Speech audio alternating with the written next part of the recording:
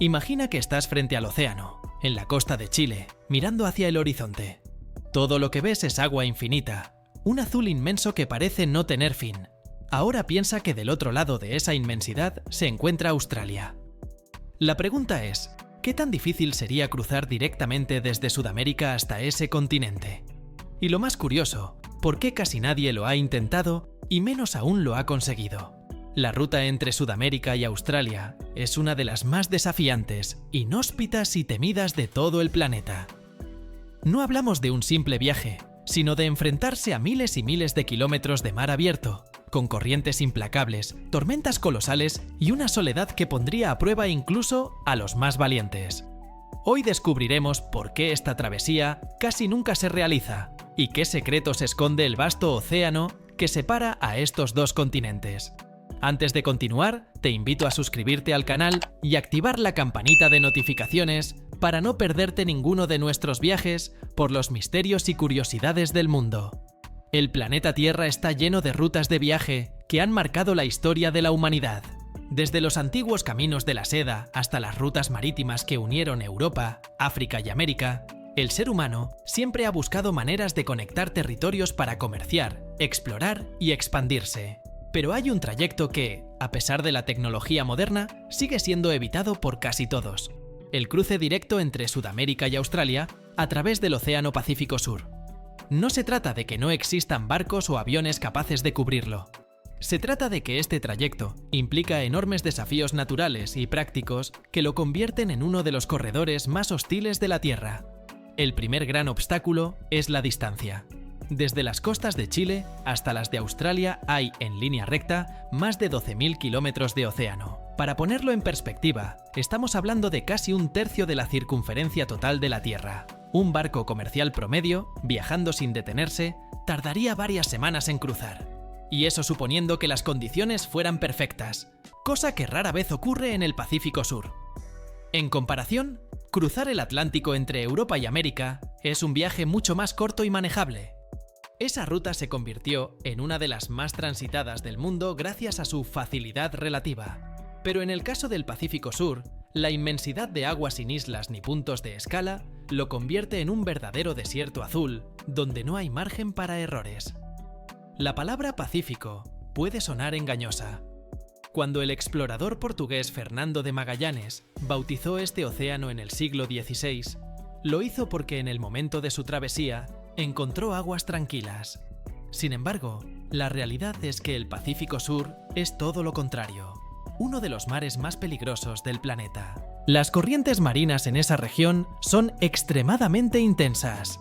Allí circula la corriente circumpolar antártica, que rodea todo el continente helado y crea remolinos capaces de desviar incluso a los barcos modernos. Además, las olas pueden alcanzar alturas que superan fácilmente los 10 metros, y las tormentas se forman con rapidez, atrapando a cualquiera que se atreva a navegar por esas aguas. Y como si fuera poco, la temperatura del agua es baja, lo que hace que un naufragio en esas condiciones sea casi siempre una sentencia fatal por hipotermia. Otro factor que hace casi imposible este cruce es la falta de escalas naturales. Cuando los europeos colonizaron América y Asia, aprovecharon las islas que encontraban en el camino como puntos de abastecimiento. Algo similar ocurre en las rutas transatlánticas. Hay islas en medio del trayecto donde se puede reabastecer o refugiar, pero en la ruta directa entre Sudamérica y Australia, las islas brillan por su ausencia. Lo que existe es un mar interminable en el que no hay dónde parar. No hay puertos intermedios ni refugios seguros. Esto significa que cualquier intento de cruzar depende de llevar provisiones enormes, combustible de sobra y la capacidad de resistir semanas enteras sin tocar tierra. Una logística que pocas embarcaciones están preparadas para afrontar. A lo largo de la historia, ha habido algunos valientes que han intentado recorrer este trayecto. Navegantes solitarios, aventureros extremos e incluso deportistas han puesto a prueba sus habilidades para atravesar parte de esta inmensidad. Sin embargo, lo que suele ocurrir es que la mayoría toma rutas alternativas, bordeando el Pacífico por el norte y aprovechando archipiélagos como los de la Polinesia, o pasando por Nueva Zelanda. Los viajes directos, sin escalas, son tan escasos que se cuentan con los dedos de una mano. y cada vez que alguien lo intenta, los titulares suelen destacar las dificultades que enfrentan: tormentas interminables, semanas de aislamiento total y el riesgo constante de perderse en medio de la nada. Ahora hablemos de un aspecto que pocas veces se menciona, pero que es crucial: la fatiga psicológica del viaje. No se trata solo de atravesar kilómetros infinitos de océano, sino de hacerlo durante semanas sin referencia alguna. A diferencia de otras rutas marítimas o aéreas, aquí no existen escalas frecuentes ni puntos de descanso. El viajero se enfrenta a una travesía donde la sensación de aislamiento es extrema. Imagínalo, días enteros sin ver tierra firme, sin otros barcos cerca y con una línea de horizonte idéntica, mañana y noche. Esa monotonía no solo cansa, sino que puede llegar a quebrar la mente más fuerte.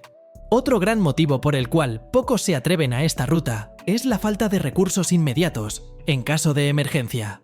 Supongamos que un avión tiene un desperfecto sobre el Atlántico. Hay islas, bases militares y puntos de auxilio relativamente accesibles. Pero en el corredor que conecta Sudamérica y Australia, esa posibilidad prácticamente no existe.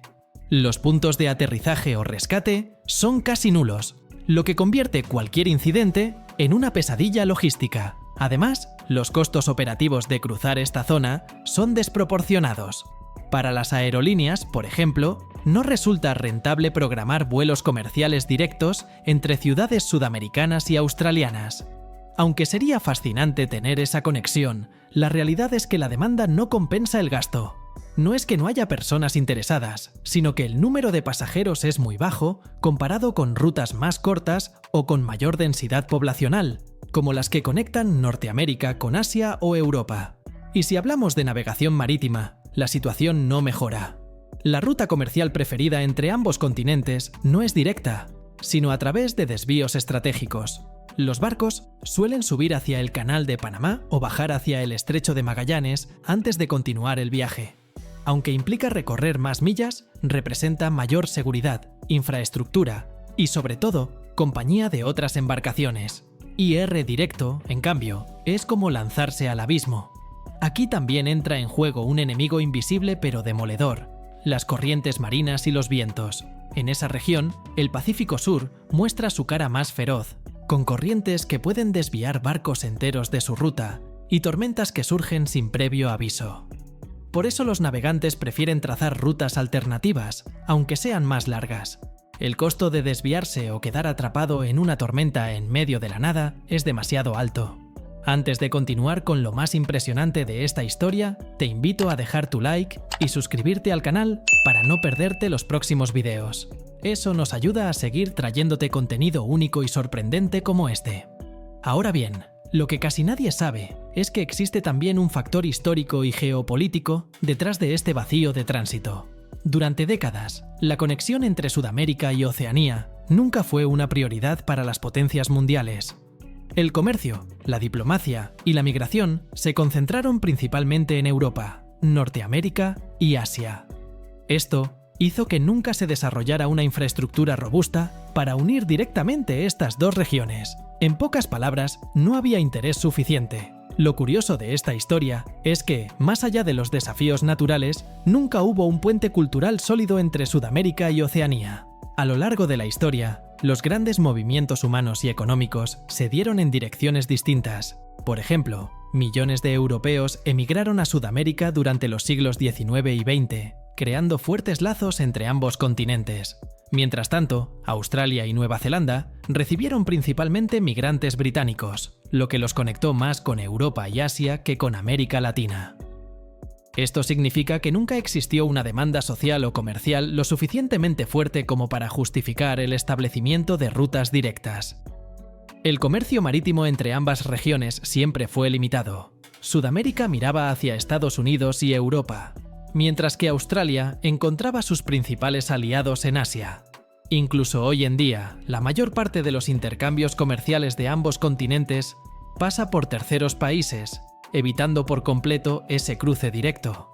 Otro punto clave es que, a diferencia de rutas históricas como la del Atlántico, no hubo exploradores europeos obsesionados con conectar estas regiones. Magallanes y otros navegantes se enfocaron en circunnavegar el planeta o en conectar Asia con Europa a través del Pacífico.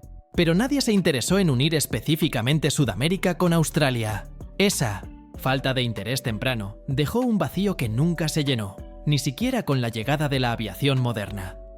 En términos simbólicos, podría decirse que el Pacífico Sur actúa como un muro azul que mantuvo a ambos continentes separados, no solo físicamente, sino también culturalmente. Y eso refuerza la idea de que este cruce no es solo difícil, sino también innecesario para la historia y la dinámica global. A todo lo anterior se suma un detalle inquietante: las historias de expediciones fallidas. Aunque no son muy conocidas, algunos registros cuentan de navegantes que intentaron cruzar directamente el Pacífico Sur y jamás volvieron. La inmensidad del mar se tragó sus barcos y sus nombres quedaron como leyendas en los puertos de donde partieron. Estos relatos, más allá de lo anecdótico, alimentan la percepción de que ese cruce es un desafío para pocos, casi un límite prohibido para la humanidad común. Finalmente, debemos hablar del impacto ecológico. Cruzar directamente entre Sudamérica y Australia implica atravesar ecosistemas marinos extremadamente frágiles, como el de las islas subantárticas o zonas de migración de especies únicas. Las restricciones internacionales para proteger estas áreas también han limitado el tránsito directo, ya que un accidente o vertido en estas aguas tendría consecuencias devastadoras. En resumen, la combinación de aislamiento geográfico, falta de puntos de apoyo, costos económicos, riesgos climáticos y hasta factores históricos han convertido este corredor en uno de los menos explorados del planeta. Y quizás esa sea la razón por la que mantiene su aura de misterio. Es un espacio donde la humanidad aún no ha impuesto del todo su huella. Por eso, cuando alguien se pregunta ¿por qué no existen vuelos o rutas directas entre Sudamérica y Australia?, la respuesta no es solo una. Es un conjunto de factores que van desde lo económico hasta lo psicológico. Lo curioso es que, a pesar de los avances tecnológicos, seguimos evitando ese trayecto como si fuese una línea prohibida. Tal vez, algún día, con nuevas tecnologías o intereses estratégicos, veamos rutas directas entre ambos continentes. Pero por ahora, sigue siendo un vacío en el mapa de conexiones del mundo. Si este video te sorprendió tanto como a nosotros al investigarlo, no olvides apoyarnos con tu like, suscribirte y activar la campanita para que no te pierdas nuestro próximo contenido.